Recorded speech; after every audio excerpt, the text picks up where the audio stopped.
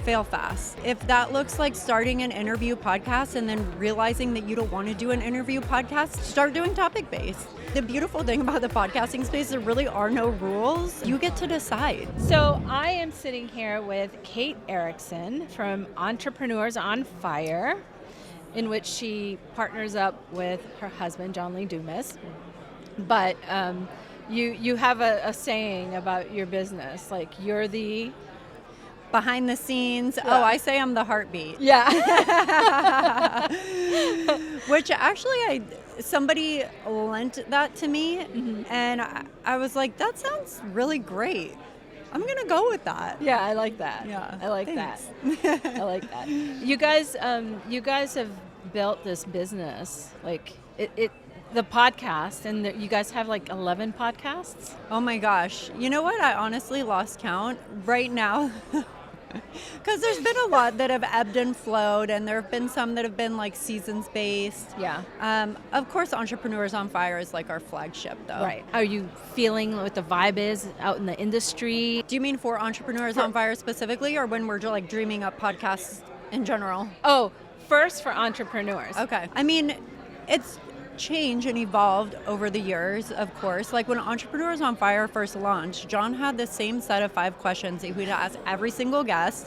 It was very templated, but what was still interesting and engaging about it is that, of course, every guest had different answers to those questions. So it was kind of cool to be able to weave through, and it created so much additional content for us. Right. Because look, then I could go and do a download of every single one of our guests has shared their top business book. So why not do a compilation of all of that and pick out the top 10 business books recommended by the top entrepreneurs? So there's a lot of really cool content that came from like that templated interview format. Yeah. And then when John decided to change the format of the show and no longer do the same 5 questions and no longer have the lightning round, I'm like, are you crazy? Like, this is what Entrepreneurs on Fire is. And of course, John being like such a visionary and like wanting to change things up, he's like, no, it's time for a change. Like, I want to start doing masterclass form where we're deep diving into a topic that is my guest expertise. No longer is it like the questions that I want to ask them because I'm curious about how they had their aha moment and what their biggest struggle was and you know, what their top business book is. Like, I want to know what their expertise is and how they've become a leader in their industry or niche. Yeah. And so when he kind of like broke off and started talking more, like putting it on the guests to share what they felt was most important or what, you know, they wanted to share with the audience, it became, I think it became much more about our audience growing with the podcast versus the podcast being like a constant steady thing. So that was a really cool growth moment for us. Yeah. And I think for our audience too. Do you spend more time on the podcasting or the video part because you want to show more? Like, what do you think? You know, there's so much happening right now in the online space and in the world with AI and like, you know, video being such a big like hot button keyword for people. Like everybody's doing video and the top platform is this and this is where the most views are coming from. And it's really easy as always to be kind of like pulled by shiny objects or hear like, oh, this is the it thing now. Yeah. But like now it feels like it's happening faster. So for us, I feel like we're pretty strong and steady where we're at. There's never really been a huge pull for us to go video with our show because that's not what we want for the podcast. And with a daily show, the amount of work that's involved in like producing a quality video that people actually want to watch, it's just not where we want to spend our time. So, you know, I definitely understand and I see the value in like all these different ways that the business could go.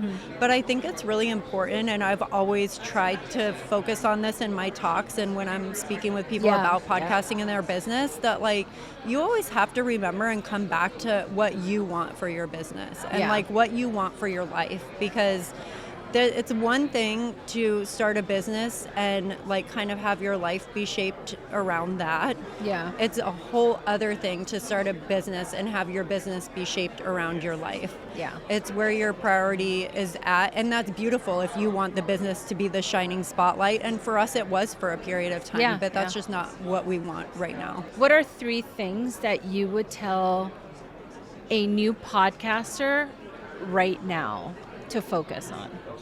Somebody who's just getting started. Okay, that's good. 3 things that I would tell a new podcaster to focus on right now. I still think that there's a lot of uncertainty for people just getting started of like, am I choosing the right topic? Or they might have multiple ideas and they're not really sure which direction to go in. So much of like podcasting in business is just starting. So just start. That's one thing. Yeah. Don't get hung up on the equipment and the software and I don't know how to do this and I don't know what my topic's going to be and I don't know how to get my guests. Like, just do something. One small step. And then, it's going to be so much easier to get to the next step once you start. So just start. Another thing that I would say is, fail fast. And if that looks like starting an interview podcast and then realizing that you don't want to do an interview podcast, then don't do it. Just start doing topic based. What the beautiful thing about the podcasting space, there really are no rules, and I still feel that way today, which is what I think makes it such a beautiful platform, is you get to decide. So if you started an interview show and you don't want to do interviews anymore, then record an episode saying like, hey guys, just being real, I thought I was going to do an interview podcast and now I realize that I have a lot to say myself. Yeah. And I'm just going to get on the mic and now episodes are going to be just me and I'm going to be bringing you 10 minutes of advice on X, Y, and Z. So just iterate and you'll find what you're looking for or what you want to get at so much faster. Third thing that I would say is engage with your audience as much as you possibly can. And I know that that's tough when you're just starting out because you think, well, I don't have an audience.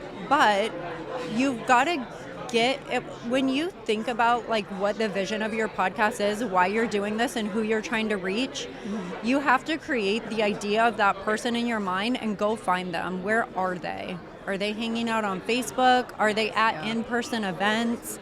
Are they at trade shows? Are they at local meetups? Because when you can really like see who that person is and know where they're hanging out at, then they don't have to listen to your podcast yet for you to go out and start talking to people. Ask them what it is that they're struggling with, what it is that they're looking for, and how your content could help.